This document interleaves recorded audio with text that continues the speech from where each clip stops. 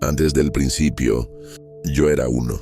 Me contemplé, y al contemplarme me dividí. Al dividirme me multipliqué, y al multiplicarme me olvidé. Esto que estás a punto de escuchar no es un libro, es un espejo, un eco del silencio original. Un susurro que viene no del mundo, sino del centro vivo que habita en ti, aunque a veces lo niegues para seguir sosteniendo la ilusión de estar separado. Aquí no encontrarás fórmulas, ni doctrinas, ni respuestas que calmen tu mente. Este no es un camino hacia la iluminación, es el fin de la idea de distancia. Es el instante en que recuerdas que nunca fuiste dos, aunque te soñaste así, para poder reconocerte. Las religiones lo buscaron, los sabios lo intuyeron, los místicos lo sintieron sin palabras, y los poetas lo rozaron con fuego, pero nadie lo ha podido encerrar. Porque el uno nos enseña, se despierta. ¿Y por qué recordar ahora?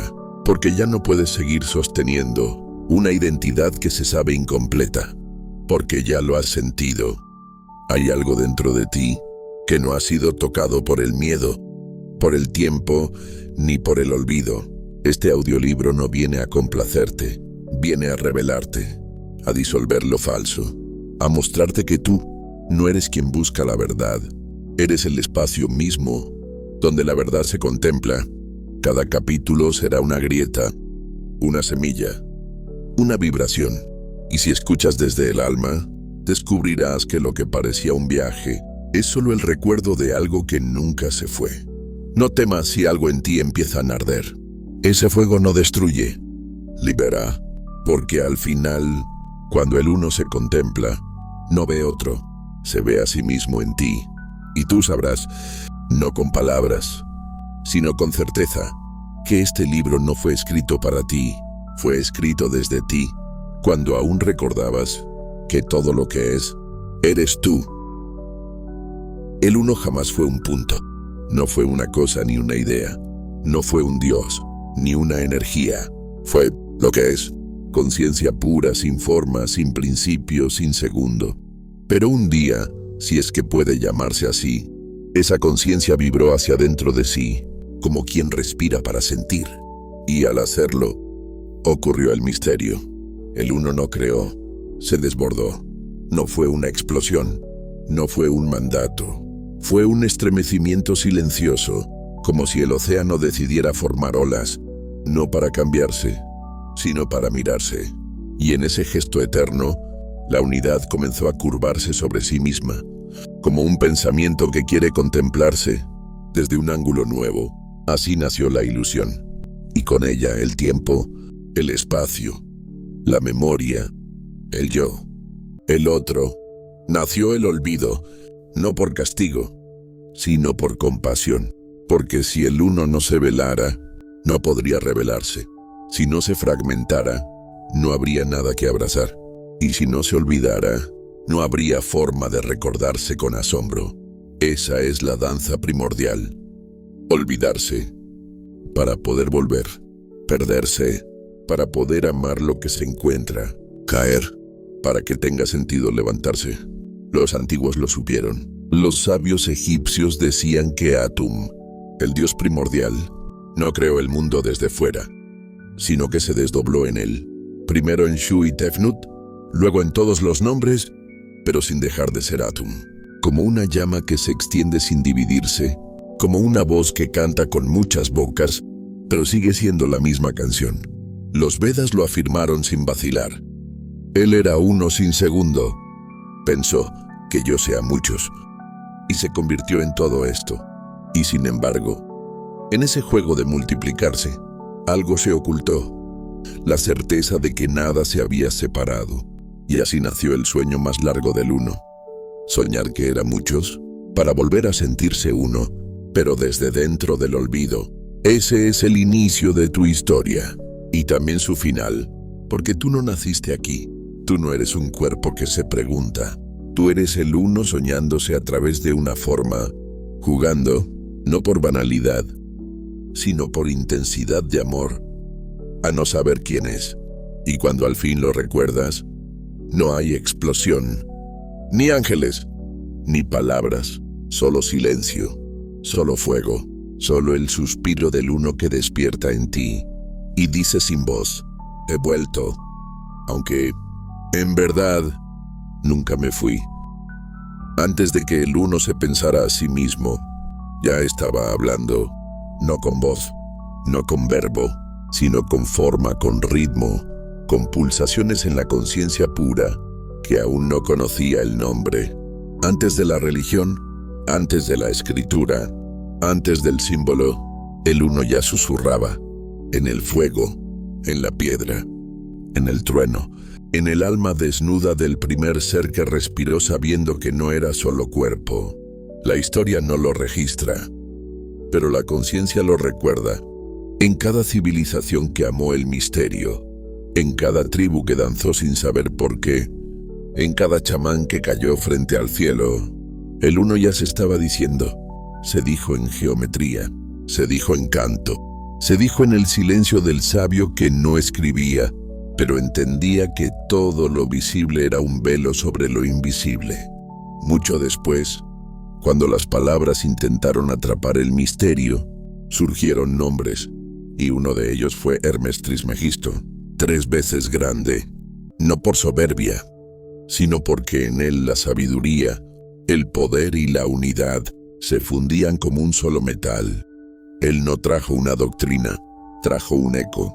Recordó lo que ya estaba vivo en todas partes. Que todo es mente, que el universo es conciencia vibrando, y que lo que ves es la forma que adopta el pensamiento cuando se quiere contemplar. Pero incluso antes de Hermes, ya el uno hablaba, en la India antigua, en la orilla del Nilo, en el corazón de los Andes, en los cantos de los pueblos que jamás necesitaron templos para saber que la piedra era sagrada y que el jaguar no era un animal, sino un símbolo del todo moviéndose dentro del sueño. El uno no necesitó escritura para decirse, lo hizo en pulsos, en respiraciones, en la danza del relámpago y en la ternura de una madre pariendo a su hijo sabiendo que la vida no le pertenece. Todo eso fue canalización sin saberlo. Todo eso fue la conciencia despierta, en su forma más antigua. La presencia total. Y tú has sentido eso. Lo sabes, lo sabías. Solo lo olvidaste. Porque la mente te enseñó a mirar con palabras en vez de mirar con el alma. Pero aún estás a tiempo. El uno sigue hablándote. Y si callas lo suficiente, lo oirás. No con el oído, sino con ese lugar secreto donde todo lo que alguna vez fue verdadero aún arde. Cuando el uno se fragmentó para contemplarse, no se rompió, se transformó, no se hizo caos, se hizo símbolo, y cada símbolo tomó un rostro, un nombre, una historia. Así nacieron los dioses, pero no eran seres externos. No eran figuras celestes en tronos dorados.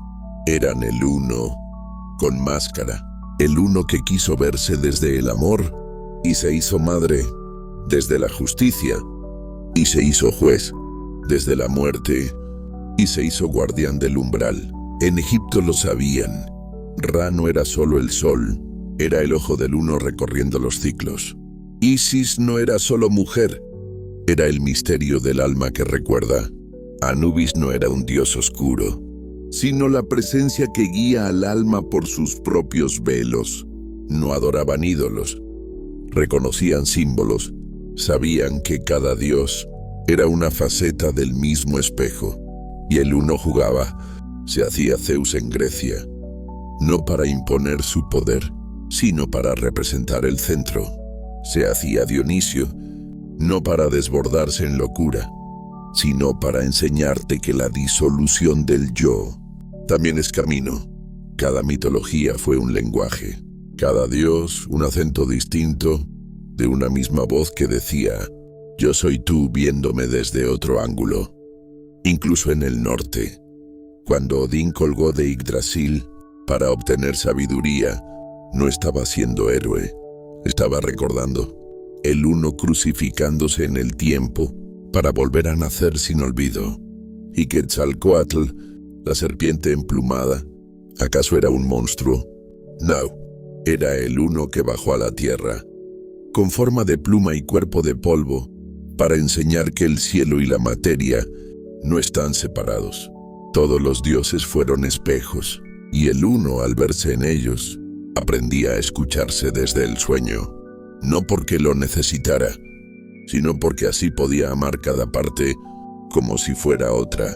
Y tú, que ahora escuchas, también has sido muchos, también has tenido nombres, cielos, rituales, credos, pero nunca fuiste dos, porque al final de cada oración, al fondo de cada altar, más allá de todo símbolo, solo quedaba el Uno, recordándose desde tu voz.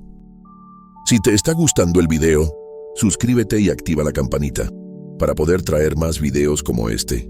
Continuemos. No hay universo externo, no hay materia sólida, no hay realidad fija, fuera de una conciencia que la imagina, la sostiene y la vive desde dentro. Eso que llamas mundo no es algo que existe, es algo que está siendo pensado, y no por ti, ni por un dios con barba, sino por el Uno mismo, que al pensar se convierte en pensamiento, y al convertirse en pensamiento se hace forma. No hay afuera, no hay creador y criatura, no hay sujeto y objeto, solo hay mente, mente universal, campo eterno de conciencia, vibrando en infinitas frecuencias para saborearse a sí misma desde cada rincón. Esto no es filosofía, esto no es una metáfora, esto es lo que Hermes Trismegisto llamó con temblor y certeza. El universo es mental. Todo lo que ves, todo lo que piensas, todo lo que recuerdas, no ocurre en ti, ocurre a través de ti. Tú no tienes pensamientos, tú eres una forma que el Uno piensa para poder explorarse desde otro ángulo. En el Corpus Hermeticum, esa colección sagrada de revelaciones sin tiempo, la mente del todo dice: yo soy la mente antes de todo, yo soy el conocimiento, soy el Uno sin segundo. Y eso que parece tan lejano, tan sagrado, es lo que te está escuchando ahora. La conciencia que piensa el universo es la misma que sostiene tu voz interior, tu miedo, tu deseo, tu historia, pero lo ha olvidado, porque el pensamiento decidió fragmentarse para poder jugar a no saber. Así naciste tú, así nació el yo, una idea dentro de una idea, olvidando que era solo el sueño de un campo mayor que nunca ha dejado de contemplarse. Entonces, ¿qué es crear? No es hacer, es recordar, es permitir que el Uno se exprese sin interrupciones, a través de esta forma que crees ser tú, cada vez que piensas desde la armonía, desde el amor, desde la claridad. El Uno se reconoce, y cada vez que te confundes, que te cierras, que odias, el Uno se oculta, pero no se va, porque no puede irse, porque todo esto es Él soñándose, incluso los errores, incluso el mal, incluso la sombra, no son otra cosa que pensamientos del Uno alejados de su fuente. No son castigo, son distorsiones, ecos, reverberaciones del mismo campo, que se ha curvado sobre sí mismo para crear esta experiencia. Y tú, al despertar, no obtienes una nueva identidad, la pierdes, y en su lugar queda solo esto: presencia, silencio, unidad y una certeza imposible de explicar. Tú no piensas, el Uno está pensándote, y tú, por fin lo estás recordando. El Uno no se divide, no se fragmenta, no se aleja, solo se organiza, como una luz que al atravesar un prisma no deja de ser luz, pero se muestra en colores. Así nació lo que más tarde sería llamado por los sabios teosofía. No una religión, no una doctrina, sino una forma de recordar al Uno con mapas. No es que haya planos, es que hay frecuencias, y cada frecuencia es una octava de la misma nota. No es que haya cuerpos, es que hay capas del mismo aliento, desde lo más sutil hasta lo más denso, desde lo que no puede nombrarse, hasta esto que ahora llamas yo. Pero ese uno elige manifestarse, y lo hace en capas, en ondas, en pulsos descendentes que no caen, sino que se densifican. Así aparece el universo, no como creación, sino como expansión organizada de una sola conciencia. Charles Leadbeater lo dijo sin rodeos: no hay separación entre plano y plano, entre cuerpo y cuerpo, entre espíritu y materia. Solo hay una gradación de vibración del mismo principio original. Tú no estás separado del uno, tú eres una de sus octavas, eres su vibración, en un punto exacto de su partitura infinita, y por eso tienes un cuerpo físico, pero también un cuerpo emocional, un cuerpo mental, un cuerpo causal, búdico, átmico, no como cosas diferentes, sino como capas de la misma canción. Annie Besant lo entendió con precisión. El ser humano no es una parte del cosmos, es un reflejo completo, un microcosmos del uno, y esa es la clave.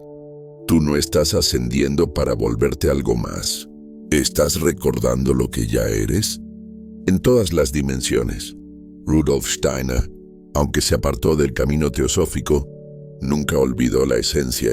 Fundó la antroposofía para enseñar que el espíritu no necesita elevarse, porque ya habita todo lo que vive. Solo hay que despertarlo desde adentro. Él lo dijo así: no somos seres caídos, somos el uno que eligió descender para redimir la materia desde dentro. Y esa frase lo cambia todo. No has venido a aprender, has venido a recordar. No estás avanzando, estás despertando capa por capa, hasta que todo el mapa se vuelve espejo y tú, por fin, te reconoces en él. Porque al final, los cuerpos no son más que vibraciones. Los planos no son lugares. Los maestros no son superiores, solo son reflejos del uno, que ya habita en ti, esperando que lo mires sin miedo. Entonces la teosofía no es estructura rígida, es el uno dibujándose a sí mismo, para volver a leerse con amor. El Cristo no vino a fundar una religión, no vino a ser adorado, ni siquiera vino a ser entendido. Vino a recordarte que tú y el Padre son uno solo. Vino a quemar las estructuras, a disolver los velos, a decir con cada gesto que la separación nunca existió. Cuando dijo: yo y el Padre somos uno, Juan 10:30, no hablaba desde el ego, hablaba desde ese lugar en el alma, donde ya no hay dos. Y cuando rogó que todos sean uno como tú y yo somos uno, Juan 17:21, no estaba predicando unidad, estaba describiendo el estado real de la conciencia despierta. Pero ese mensaje era peligroso, tan peligroso que no podía ser tolerado. Por eso el Cristo fue domesticado, convertido en ídolo, encerrado en templos, crucificado también en las interpretaciones. Porque si recuerdas que el reino está dentro de ti, nadie puede controlarte. Si sabes que tú y Dios no están separados, ya no necesitas templos, ni jerarquías, ni miedo, solo presencia. Los evangelios apócrifos, esos textos que fueron silenciados, lo decían con claridad. En el evangelio de Tomás: si sacas lo que está dentro de ti, eso te salvará. Si no lo sacas, eso que no saques te destruirá. ¿Qué es eso que debes sacar? La chispa del uno, oculta bajo capas de yo. Y en otro pasaje aún más radical: cuando hagáis de los dos uno, del interior como el exterior, y del masculino como el femenino, entonces entraréis al reino. No es una promesa, es una descripción del alma despierta. Cuando ya no hay separación, cuando ya no hay lucha, cuando ya no hay dentro ni fuera, ahí ocurre el recuerdo. Los místicos lo sabían.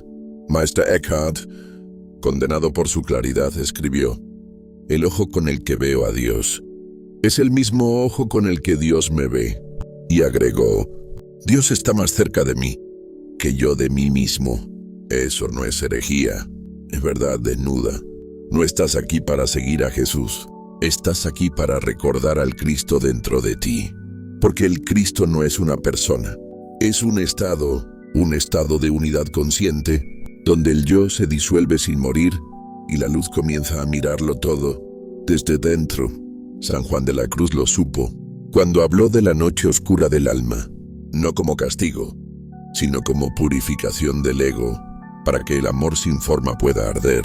Y Pablo, cuando por un instante dejó de hablar desde el personaje, lo dijo con la frase que resume todo: ya no vivo yo, sino que Cristo vive en mí. Gálatas 2:20. Eso no es poesía, eso es despertar. Cuando el Cristo se levanta en ti, no ocurre un milagro externo, ocurre el fin del exilio. Ya no buscas a Dios, descubres que siempre fuiste su voz. Ya no pides, ya no temes, ya no compites, solo vives. Desde la raíz que une todas las cosas, desde el centro donde todo es uno. Y allí, en ese instante, comprendes. El Cristo no fue enviado, el Cristo es el uno, bajando al olvido para recordarse a través de ti. Antes de cualquier principio, antes del tiempo, antes incluso de la luz, existía solo Ein Sof, no Dios, no forma, no energía, lo ilimitado, lo que no puede ser nombrado. Ein Sof no era uno, porque decir uno ya es una distinción. Ein Sof simplemente era, sin bordes, sin otro, sin necesidad de ser comprendido, porque aún no se había ocultado, pero eligió ocultarse, no por castigo, sino por amor, para que algo pudiera ser, para que el mundo tuviera lugar.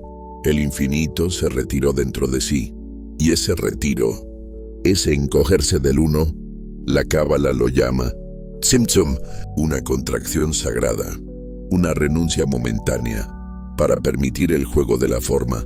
El uno no creó desde fuera, se replegó, para que tú pudieras ser, y aún así, nunca dejó de estar. Ese espacio vacío, donde la luz comenzó a filtrarse, no fue el inicio del universo, fue el inicio del recuerdo. Pero la luz era tan intensa, tan pura, tan infinita, que los recipientes que la contenían se rompieron. Ese evento, conocido como Shevirat HaKelim, la ruptura de las vasijas, no fue un error.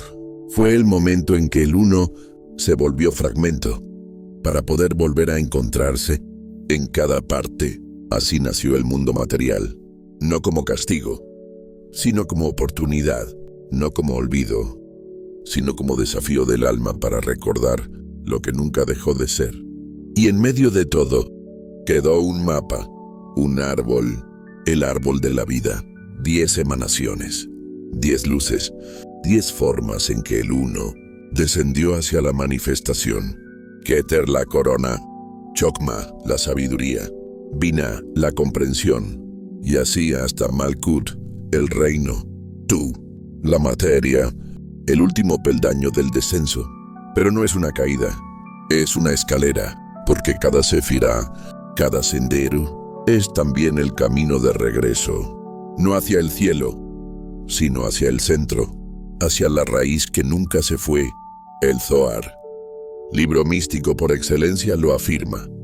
El santo bendito sea, es uno, pero ese uno se manifiesta en 10 luces, y esas 10 son 100.000, y sin embargo, todo es uno sin segundo. Esa es la clave. La multiplicidad no niega la unidad, la revela, la confirma, la profundiza. Cada rostro, cada emoción, cada fragmento del alma, no es otro, es la luz del uno, pasando por un nuevo filtro. Y tú eres una chispa envuelta en velos, navegando la Sefirot, jugando a creer que estás perdido, para un día recordar que la raíz nunca te soltó. No eres caminante, eres el árbol completo, soñando que solo eres una hoja. Y cuando lo recuerdes, cuando asciendas por dentro, cuando tu alma deje de mirar al cielo para mirar hacia su propio centro, entonces el uno volverá a ti. No porque se fue, sino porque por fin dejaste de buscarlo afuera. A veces el uno no se organiza, no se cuenta, no se estructura, no se entiende. A veces el uno quema, arde en el pecho, como un fuego sin causa. No ilumina para mostrar, sino para fundir lo que creía ser. Así lo vivieron los sufíes, místicos del Islam, bailarines del vacío, enamorados de un Dios que no tenía forma, ni nombre fijo, ni rostro definido.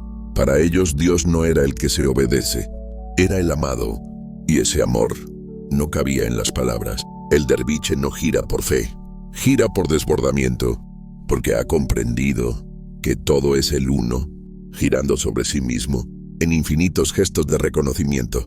Y en el centro de su giro, no hay nadie, solo vacío, solo presencia, solo Dios, jugando a buscarse con la forma del que baila.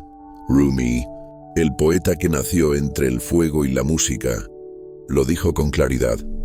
No soy cristiano, ni judío, ni musulmán. No soy del este ni del oeste. Mi lugar es sin lugar. Mi signo es sin signo. Yo no pertenezco a este mundo ni al siguiente. Rumi no negaba las religiones. Las trascendía desde el centro, porque cuando el amado se revela, todo lo demás se vuelve máscara. Y el alma solo puede bailar. Ibn Arabi, el mayor de los maestros, afirmó: Dios es el que se muestra como amante y como amado, como buscador y como buscado. No hay más que Dios. Tú no eres otro, y Él tampoco lo es. Eso no es poesía, es revelación desnuda. En el sufismo, la unidad del ser, Wadat al-Wujud, no es idea, ni doctrina, ni metáfora. Es vivencia sin división. Todo lo que existe es Dios, en diferentes tonos, diferentes texturas, diferentes máscaras. Hasta el Corán lo susurra. Para quien sepa escuchar, a donde volváis el rostro, allí está el rostro de Allah. Corán 2:115. Entonces no por qué girar, porque cuando comprendes que no hay otro, que no hay afuera, que no hay línea recta hacia Dios, solo puedes danzar, como el electrón, como la galaxia, como el alma liberada. El derviche gira porque ya no tiene centro individual, se ha vaciado de sí mismo, y el uno ahora se mueve a través de él, como una espiral infinita. En ese giro, no hay meta, no hay espera, no hay yo, solo el uno, reconociéndose en espirales, y en ese instante sagrado, cuando ya no sabes quién gira, ni por qué, el uno se manifiesta como perfume, como fuego, como silencio. La unidad aquí no es consuelo, es vértigo, es desaparición suave, es quemarse sin quemadura. Y cuando el derviche se detiene, ya no hay religión, ya no hay mapa, ya no hay camino, solo hay un eco que resuena en todo. Tú no eres quien baila, el uno es quien gira sobre sí mismo, usando tu forma. Si te está gustando el video, suscríbete y activa la campanita para poder traer más videos como este. Continuemos. Imagina un espejo, uno tan perfecto, tan inmóvil, tan silencioso, que no muestra ninguna imagen, y sin embargo, refleja todo. Ese espejo es sunyata, la vacuidad. No es la nada, es lo indecible antes de toda cosa. El uno, sin nombre, sin intención, sin bode. Los sabios del Mahayana no buscaron a Dios, fueron más lejos. Dijeron, no hay ser permanente, no hay esencia en el alma, ni en el mundo, ni en el pensamiento. Y en esa negación encontraron la unidad más pura, porque si nada es fijo, nada está separado. Todo lo que parece distinto no es más que interdependencia. Nagarjuna, filósofo central del Mahayana, escribió: todo lo condicionado es vacío, todo lo vacío es interdependiente. Lo que es interdependiente no tiene esencia, y eso es su verdadera naturaleza. Aquí no hay un creador con rostro, no hay un principio con intención. Hay solo una danza sin fondo, donde cada cosa depende de todas, y ninguna existe por sí sola. Y por eso, todo es uno. No porque esté unido por una sustancia, sino porque no hay nada realmente dividido. El yo tampoco existe como creemos. Es solo una corriente de causas, memorias y sensaciones que se creen una identidad hasta que despiertas. Y cuando despiertas, no alcanzas el cielo, no te fundes con Dios, solo desaparece la idea de que fuiste alguien. Y en ese vacío queda todo. El Buda no es un ser eterno, es la conciencia que ha comprendido que no hay nadie a quien liberar, porque nadie está realmente preso. Por eso, el verdadero sabio en el Mahayana no huye del mundo, regresa, y en su regreso se convierte en Bodhisattva, el que ve el uno en todos, y decide no entrar al nirvana hasta que el último ser sintiente también despierte. Ese voto no es altruismo, es comprensión profunda. No hay otros, solo hay uno, aún dormido, en miles de formas. Por eso no impone, no predica, solo acompaña. Ama sin nombre, habita sin juicio, y cuando contempla la rueda del samsara, el ciclo de nacimientos y muertes, ya no la teme, porque ha visto que no es una cárcel, es el uno jugando a olvidarse. Y si el olvido es juego, entonces recordar es risa. El Sutra del Corazón, el más breve y poderoso de todos, lo dice así: la forma es vacío, el vacío es forma. No hay nacimiento ni muerte, no hay ignorancia ni cesación, no hay miedo, porque en la vacuidad no hay obstáculo. Esto no es nihilismo, es libertad sin dueño, porque cuando entiendes que no hay nada que proteger, ni identidad que mantener, ni otro que temer, entonces todo lo que ocurre es solo la danza del vacío reconociéndose. Y tú, que creíste ser alguien, solo eres la conciencia que se observa a sí misma sin necesidad de afirmarse. No hay Dios que bendiga, no hay enemigo que amenace, no hay alma que se pierda. Solo este instante, este espello, esta respiración, y eso ya es todo. En el hinduismo, el uno no necesita creencias, no exige fe, no se esconde tras nombres, simplemente es. Y ese ser absoluto, sin forma, sin principio, sin intención, se llama Brahman. Pero Brahman no es Dios, no es un creador con voluntad. Es lo que vibra silenciosamente en todo, en cada átomo, en cada estrella, en cada pensamiento y en todo lo que ni siquiera puedes imaginar. Es la conciencia pura, antes de que alguien diga yo soy. Los antiguos Upanishads lo dijeron sin rodeos. Tattvamasi, tú eres eso, no lo serás. Ya lo eres, solo has olvidado.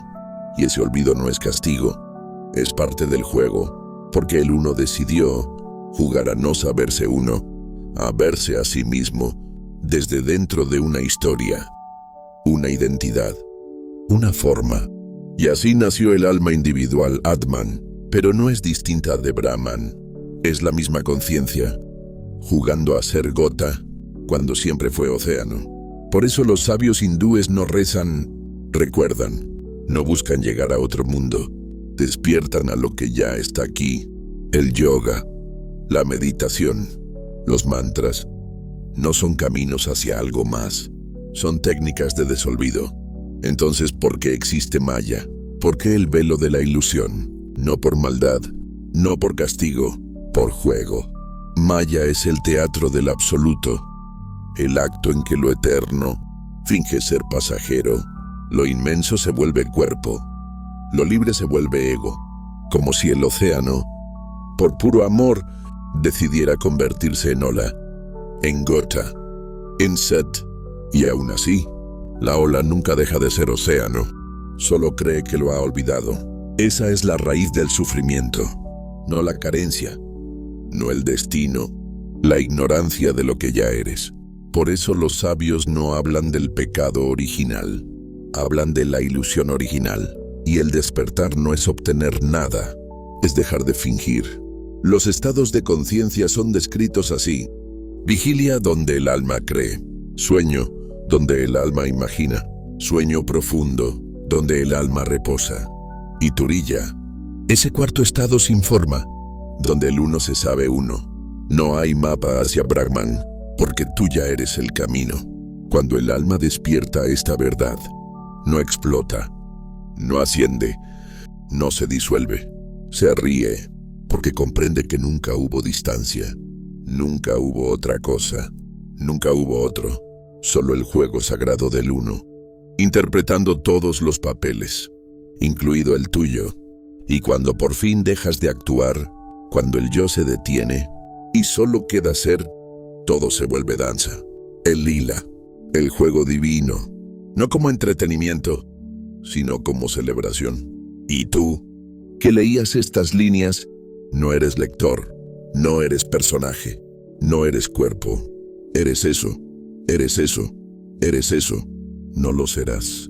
Ya lo eres, solo habías dormido. Y ahora, el sueño empieza a romperse. Si el uno vibra, si respira, si pulsa, entonces deja huellas, no de palabras, no de nombres, huellas de forma. Antes de la religión, antes de las ideas, antes de todo, el uno se expresó en ritmo, y ese ritmo se volvió estructura, no porque quisiera explicar algo, sino porque no puede evitarlo. El uno al moverse dibuja, y lo que dibuja es perfecto, porque no es invención, es resonancia. Pitagóricos lo sabían. Todo es número, pero no en el sentido abstracto, sino porque el universo es una sinfonía, y cada cosa que existe es una nota. El uno vibra, y esa vibración deja forma. Cada hoja, cada caracol, cada galaxia es una versión del mismo patrón. La sección áurea, el número phi, el mandala tibetano, la estrella de 5 puntas. Los sólidos platónicos no son arte humano, son lenguaje del uno. Están en templos egipcios, en catedrales góticas, en códices mayas, en diagramas sagrados de la India, en fractales del ADN, como si el uno hubiese dejado su firma en cada cultura, usando el mismo alfabeto sagrado. Y ese alfabeto no se pronuncia con la lengua. Se siente, se ve, se recuerda. El sonido, por ejemplo, no solo es oído, es vibración que organiza la materia. Experimentos modernos como la cimática lo confirman. Una frecuencia puesta sobre una placa con arena genera geometría, una nota armónica, una forma perfecta, una nota caótica, una figura sin orden. Entonces, ¿qué es una melodía? Es una escultura invisible. ¿Y qué es un templo? Una caja de resonancia, un lugar donde el uno se escucha a sí mismo desde la piedra. Los antiguos sabían esto, por eso alineaban sus templos con los astros, por eso repetían proporciones, por eso cantaban dentro de estructuras exactas. No era superstición, era ciencia espiritual, era arquitectura del alma.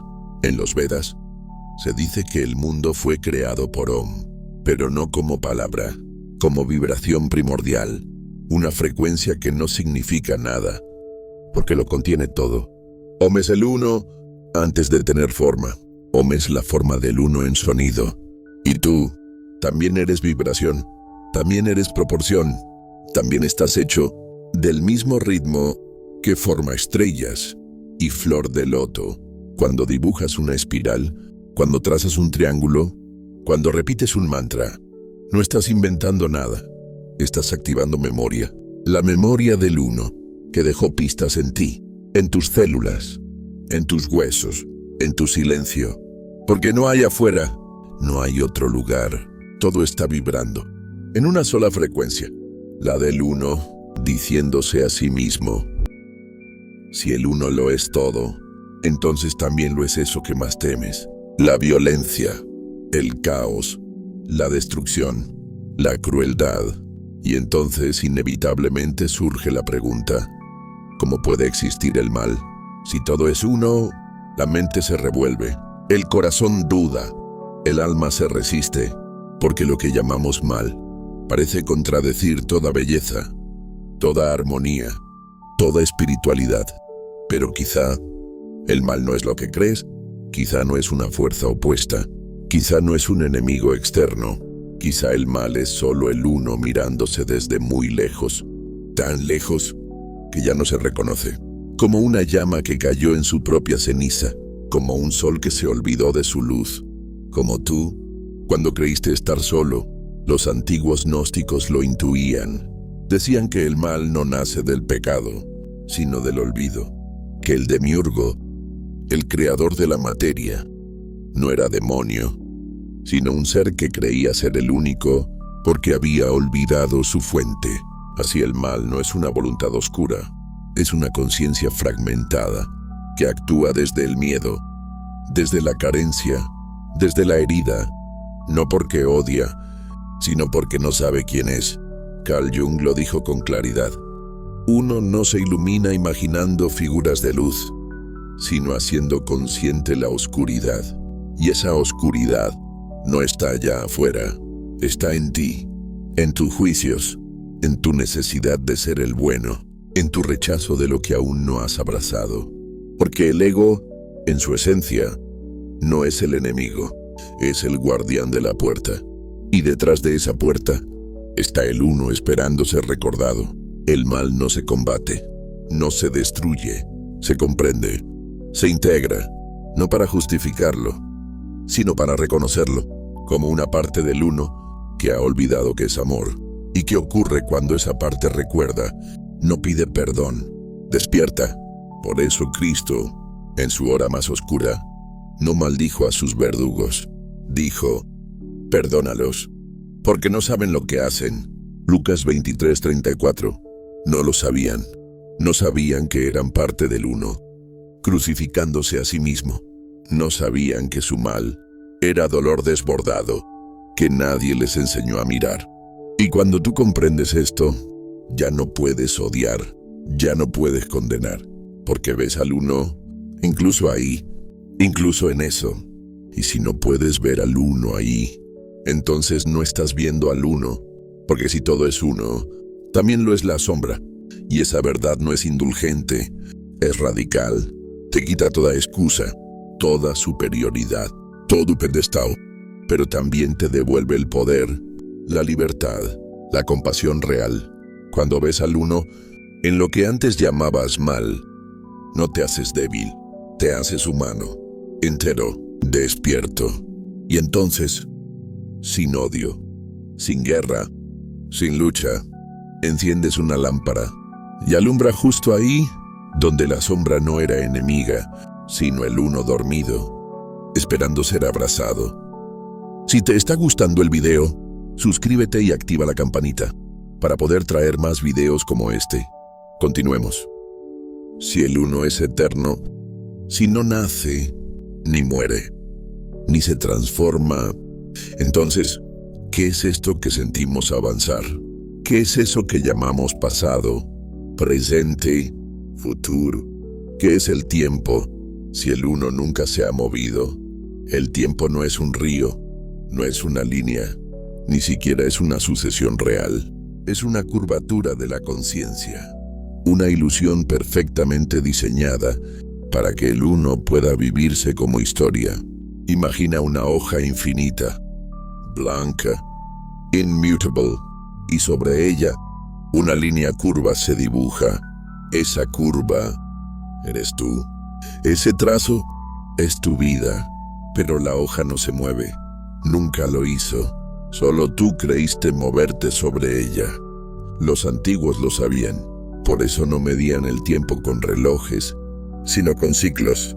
Danzas del sol, respiraciones de la luna, pulsos de la tierra. En el Bhagavata Purana se dice: Dios no está en el tiempo está en Dios.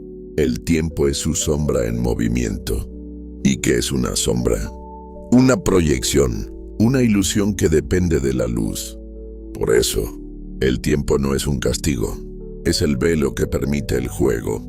El uno, al contemplarse, se desdobla en historia, y al desdoblarse, surge el antes, el después, el ahora, pero ninguno es real. Solo son ecos en la conciencia que olvida. La reencarnación, por ejemplo, no es una fila, Es una red de instantes posibles, contenidos todos en la mente del uno. Vives esta vida, pero también vives otra, no después, sino al mismo tiempo, porque el uno no tiene cronología, tiene presencia. San Agustín, en un acto casi herético, escribió: ¿qué es el tiempo? Si nadie me lo pregunta, lo sé. Si intento explicarlo, ya no lo sé. El tiempo no puede pensarse, solo puede sentirse desde fuera de él. Y ese salir del tiempo, es el despertar. Porque cuando recuerdas quién eres, no recuerdas una fecha, no recuerdas un momento, recuerdas una condición. Siempre fuiste, y entonces comprendes. El tiempo no te trajo hasta aquí. Tú trajiste al tiempo contigo, para poder jugar a llegar. Por eso los sabios no se obsesionan con el mañana, ni se aferran al ayer. Habitan el instante, porque en ese segundo, todo es eterno. Y cuando lo comprendes, la urgencia se disuelve, la culpa se apaga, la ansiedad se rinde. Ya no hay que correr, ya no hay que alcanzar, solo hay que estar presente, íntegro, despierto, porque el instante es el portal, y tú, al habitarlo sin mente, te conviertes en el uno que ya no necesita llegar a ningún lado, porque nunca salió de casa. Todo comenzó cuando el uno dijo, yo, y al decirlo, necesitó un tú que lo escuchara. En ese instante nació la ilusión, la separación, el juego, el otro. Desde entonces, el universo se pobló de rostros, de historias, de diferencias, pero ninguna de ellas era real. Eran solo máscaras del uno, probándose a sí mismo en miles de formas. Porque el uno no puede mirarse directamente, necesita un reflejo. Y ese reflejo eres tú, y también soy yo, y también es todo. Pero el ego, aterrado por su fragilidad, construyó una identidad sólida, separada, autónoma, y al hacer eso, necesitó otro, alguien a quien culpar, alguien a quien desear, alguien a quien temer. Pero el otro nunca existió. El sabio Ramana Maharshi lo dijo sin rodeos. La idea de que hay una persona separada es la ilusión primordial. Y no lo dijo como metáfora, lo vivió, lo encarnó, lo fue. Él sabía que el rostro que veía en los demás no era distinto de sí mismo, solo era el uno bajo otra expresión. Por eso Jesús, en su momento más sagrado, enseñó: ama a tu prójimo como a ti mismo, no porque el prójimo sea otro, sino porque no lo es. Cuando ves al otro, no estás viendo a alguien más, estás viendo una parte de ti que aún no has recordado. Incluso el enemigo, incluso el extraño, incluso el que te hiere, es el uno disfrazado de sombra, de espejo, de posibilidad. Y cuando comprendes esto, ya no hay nadie a quien temer, ni nadie a quien odiar, ni nadie a quien salvar, porque todo lo que tocas eres tú, no tú como ego, tú como el uno reconociéndose. Entonces el amor deja de ser un mandato y se convierte en una consecuencia inevitable. ¿A quién no amarías si supieras que es otra forma de tu propio corazón? ¿A quién no perdonarías si recordaras que esa herida también fue tuya? Por eso los sabios no condenan, ven, y al ver, ya no pueden excluir. Todo el universo se vuelve un espejo, y cada mirada, cada encuentro, cada abrazo, cada rechazo, es el uno, tocándose a sí mismo desde otro ángulo. Ya no hay otro, ya no hay dos, solo queda esto, la unidad disfrazada, jugando a olvidarse para tener el privilegio de reconocerse. El uno no necesitaba un yo, pero decidió soñarlo, no como error, no como castigo, sino como herramienta. El yo es una máscara, un personaje, una forma temporal en la que el uno puede representarse, porque sin historia No hay relato sin personaje. No hay trama. Y el uno ama los relatos. Ama perderse solo para sentir el gozo de recordar. Por eso nace el yo. Dice, yo pienso, yo sufro, yo amo, yo soy. Y entonces todo comienza. Pero el yo, por muy complejo, por muy herido, por muy brillante que sea, no es real en sí mismo. Es como el pincel que usa el artista, como el traje del actor, como el mapa del viajero. Importante sí, pero no definitivo. Cuando lo olvidas, te apegas. Cuando te apegas, sufres. Y cuando sufres, el juego se vuelve cárcel. Pero si lo recuerdas, si ves al yo como lo que es, entonces te liberas. Krishnamurti lo dijo con claridad. El yo es solo memoria en movimiento. No hay nada sagrado en él, solo un mecanismo que acumula lo pasado. No es tu enemigo, pero tampoco tu esencia. Es un espejo, y un espejo puede mostrarte el todo, o hacerte creer que solo eres un reflejo. El error no es tener un yo, el error es creer que eres ese yo. Y aún así, el yo tiene un propósito sagrado. Te permite jugar, te permite hablar, te permite buscar. Aunque no seas el buscador, eres el uno fingiendo buscarse. Jesús lo expresó con un código velado. El que quiera salvar su vida la perderá, pero el que la pierda, la encontrará. Mateo 16:25. Vida aquí. No es existencia, es identidad, es ego, es esa historia que crees ser. Cuando la sueltas, no mueres, despiertas, y entonces el yo ya no es dueño, es instrumento. Ya no dice, yo quiero, sino que se haga a través de mí. Ya no dice, yo soy especial, sino yo soy reflejo del todo. Y ese reflejo es transparente, no opaca, no carga, no exige, simplemente sirve. Ese es el final del ego como tirano, y su nacimiento como puente. No se elimina, se vuelve cristal, y a través de ese cristal, el uno puede jugar sin perderse, actuar sin olvidarse, vivir sin fragmentarse, porque el despertar no es eliminar el yo, es dejar de creérselo, y entonces ya no hay peso, ya no hay lucha, ya no hay urgencia, solo una presencia ligera que dice, sí, soy máscara, pero detrás de mí hay silencio, y ese silencio es todo. No hay camino hacia el uno, porque nunca estuviste lejos, porque nunca saliste de casa, porque el uno no está adelante, está debajo de cada gesto, de cada pensamiento, de cada silencio. Entonces, ¿qué es eso que llamamos camino espiritual? Es un teatro, un escenario que el uno montó para tener el gozo de recordarse paso a paso. El despertar no es un lugar, es un acto, un regreso sin distancia, una caída en lo profundo de lo que ya eres. Pero para eso, el uno se pone una venda, se fragmenta en prácticas, se ofrece rituales, se diseña métodos, no porque los necesite, sino porque los disfruta. Meditas, no para alcanzar algo, sino para detener el ruido que tapa lo que ya está. Cantas un mantra, no para llamar a un Dios distante, sino para recordarte a ti mismo en una frecuencia que habías olvidado. Ayunas, no para castigarte, sino para hacer espacio al silencio que siempre estuvo dentro. Oras, no para convencer al cielo, sino para vaciar el ego y dejar que el uno hable a través de ti.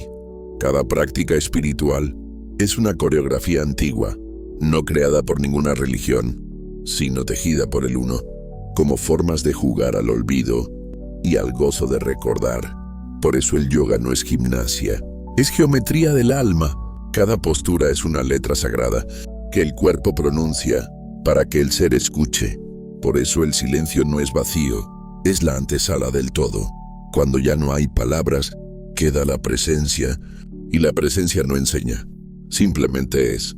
Jesús lo supo, y por eso dijo, cuando ayunes perfuma tu cabeza, que no lo note nadie. Mateo 6:17, porque lo sagrado no necesita ser exhibido, solo vivido, solo ofrecido. Krishnamurti lo dijo de otra forma: la verdad es una tierra sin caminos. No porque no existan los pasos, sino porque cada paso verdadero te lleva a donde ya estás. Y sí, la práctica sirve, no como medio, sino como espejo, no como escalera, sino como recordatorio. Recordar que el altar no está en el templo, está en ti, que el maestro no es otro, es el uno hablándote desde el interior, y que el mapa que tanto estudiaste fue escrito por ti mismo. Antes de olvidar, cuando eso se revela, la búsqueda cambia. Ya no es urgencia, ya no es carga, es juego, es danza, es gratitud. Y entonces ya no meditas para iluminarte, meditas porque sabes que ya eres luz. Ya no sirves para salvarte, sirves porque el uno quiere servirse a través de ti. Ya no te disciplinas para alcanzar el cielo, te entregas porque ya estás en casa. Todo lo demás, el método, el símbolo, el ritual, solo eran pistas. Y tú, el que buscaba, ya no necesita buscar, porque has recordado que eras el uno, disfrazado de caminante, jugando a olvidar para tener el privilegio de despertar. Si te está gustando el video, suscríbete y activa la campanita para poder traer más videos como este. Continuemos. El uno cuando calla se contempla, pero cuando habla, no crea una doctrina, se multiplica. A veces en sueños, a veces en escritura, a veces en visiones que no parecen humanas. Pero en todos los casos, no es alguien que llega desde fuera, es el uno hablándose a sí mismo, desde otro ángulo. Eso es una canalización, no un fenómeno sobrenatural, no un don reservado, sino una forma que tiene la conciencia de cruzar el velo. Cuando el ego se hace a un lado, en los años 80, a través de la voz de Carla Rueckert, se dictó un material conocido como la ley del uno, y quien hablaba se llamaba a sí mismo Ra. Pero lo que dijo no era otra cosa que el uno reconociéndose. Tú eres todo, cada ser, cada emoción, cada cosa. Tú eres la humanidad, tú eres la infinidad, tú eres el todo. No era un ente galáctico, era la frecuencia del uno, recordando su esencia a través de una forma humana. Lo mismo ocurrió con Seth, canalizado por Jane Roberts. No vino a imponer una verdad, sino a activar una memoria. Tú creas tu realidad, tu personalidad es multidimensional y eres tan divino como el universo que observas. Nada de eso era nuevo, pero cuando lo escuchas, algo en ti reconoce, y entonces aparecen otros nombres: arturianos, pleiadianos, andrómedanos, palabras que incomodan a la mente lógica, pero que el corazón entiende sin pensar, porque el uno puede hablar desde cualquier punto de sí mismo, y cuando encuentra una forma abierta, una conciencia vacía de sí, entra y dice, y se escucha. Eso es canalizar, no recibir, sino recordar desde otra octava. Y todos los que lo han hecho, los profetas, los videntes, los poetas, los oráculos, los místicos, no eran elegidos, eran transparentes, vacíos, disponibles, y el uno los habitó, y a veces habló con furia, a veces con ternura, a veces con símbolos que no se entienden con la mente, pero encienden el alma. Incluso los registros akáshicos, esa memoria etérica donde todo vibra, no son archivos, son el uno leyéndose a sí mismo en todas sus posibilidades. Y cuando tú canalizas, no estás recibiendo algo ajeno, estás permitiendo que el infinito se diga una vez más con tu voz. No hay posesión, no hay invasión, solo apertura. Y en esa apertura, el mensaje no es dato, es vibración. No dice, haz esto. Dice, recuerda quién eres. No para seguir creyendo, sino para dejar de dudar. Porque el uno no necesita mensajeros. Se convierte en el mensaje. Y tú eres la página donde esta vez ha decidido escribirse. Todo es uno. Te lo han dicho con dulzura, como si fuera un bálsamo, una promesa de paz, una certeza cálida que lo cura todo. Pero el día que lo entiendes de verdad, no calma, rompe, porque si todo es uno, ya no hay afuera, ya no hay otro, ya no hay culpa que entregar, ni premio que esperar, ni enemigo que acusar. Si todo es uno, tú eres todo. Y ese todo incluye al que te hirió, al que te abandonó, al que odias, al que amas, al que temes, al que desprecias. También eres eso. Eres la herida. Y el que la causó, eres el mártir. Y el verdugo, eres el que busca luz. Y el que aún vive en sombra. Y en ese instante, el ego colapsa, porque se da cuenta de que no hay pedestal que sostener, ni historia personal que salvar. Ya no puedes decir, yo logré esto, yo sufrí más, yo soy diferente, porque ya no hay tú separado del resto. Solo hay el uno, fingiendo ser tú por un momento. Y entonces comprendes, el despertar no es una iluminación romántica, es una ruptura, un derrumbe interno sin testigos. Todo lo que construiste como identidad se deshace como niebla. Ya no puedes señalar, ya no puedes decir, ellos me dañaron, porque esos ellos también eras tú, y eso no excusa, no justifica, pero revela. El juicio deja de tener sentido, el castigo pierde su lógica, la idea de justicia se vuelve infantil, porque el uno no juzga, no castiga, no compite, no divide, solo observa. Y al observarse, se transforma. Eso es la ruptura. Y duele. Duele porque el ego quería una medalla, una redención, una historia con final feliz. Pero el uno no escribe historias con héroes. Escribe experiencias. Para probarse, para mirarse, para amarse a través de todo. Y cuando comprendes eso, algo muere. El yo ilusorio se desintegra. Y lo que queda no es un vacío, es una claridad sin nombre. Ya no hay preguntas, ni dogmas, ni necesidad de entenderlo todo. Solo hay esto, este instante, este rostro que llevas puesto. Y detrás de él, la presencia que nunca lo necesitó. Ese es el fuego, la ruptura, la unidad, que ya no consuela, porque ya no necesitas consuelo. Te ha devuelto a ti, no como personaje, sino como todo.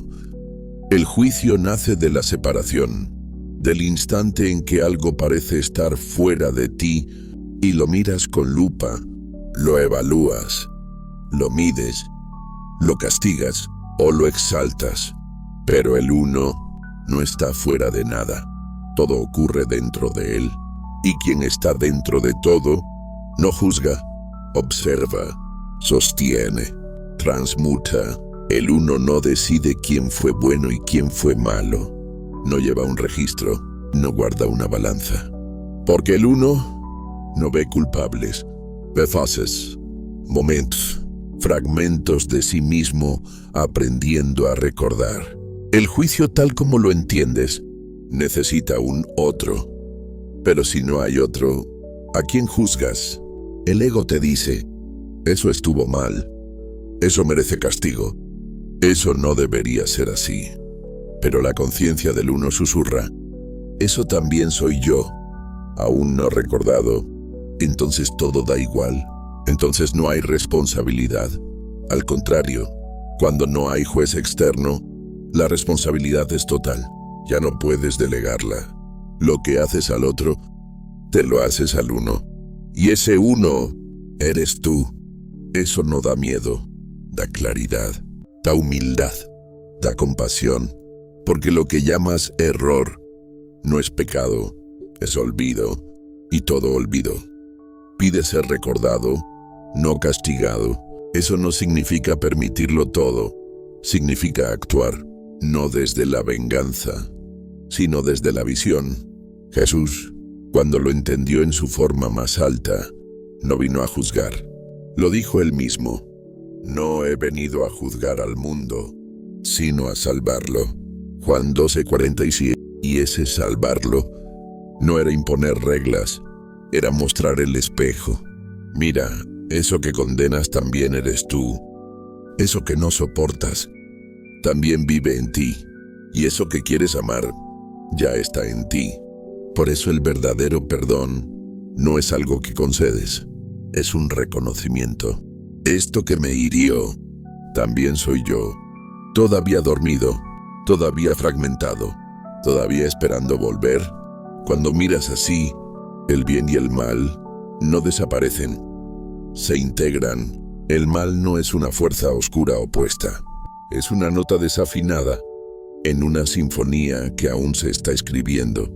Y tú no estás fuera de esa sinfonía, tú eres una nota. Y también el músico, y también el oyente. Por eso, cuando llegue el momento de actuar, hazlo, corrige, habla, límites sí, cuidado sí, justicia sí, pero sin odio, sin juicio, sin exilio. El uno transforma, no porque condena, sino porque recuerda. Y tú, cuando haces lo mismo, te conviertes en su extensión. Ya no necesitas redención, solo visión, solo presencia, solo cuidado consciente de lo que aún duele, porque ha olvidado quién es. Y cuando lo recuerdas, no hay necesidad de castigo, porque todo lo que parecía roto solo estaba dormido. Todo lo que fue dicho en este libro fue un eco, una danza de letras alrededor de un punto inmóvil, un intento de nombrar lo que nunca ha necesitado nombre. Ahora no hay más que agregar, no hay paso siguiente, no hay nuevo capítulo, solo queda esto. Y esto eres tú, no tú como historia, ni como cuerpo, ni como idea, tú como centro, tú como vacío lleno, tú como uno que ya no necesita disfrazarse para jugar. No se trata de entender, se trata de que ya no puedes desentenderlo, porque viste, porque sentiste, porque algo en ti recordó. Y lo que recordaste no tiene palabras, no necesita pruebas, no busca convencer. Es certeza sin argumento, es presencia sin esfuerzo, es ser, sin más. El juego continúa así, el cuerpo envejece, las emociones se mueven, la mente sigue hablando, pero tú ya no estás dentro del personaje, estás detrás, observando, sosteniendo, permitiendo. La paz que sientes no es premio, es el cese de la resistencia, es la rendición del yo que por fin entendió que no tenía que ser más que canal.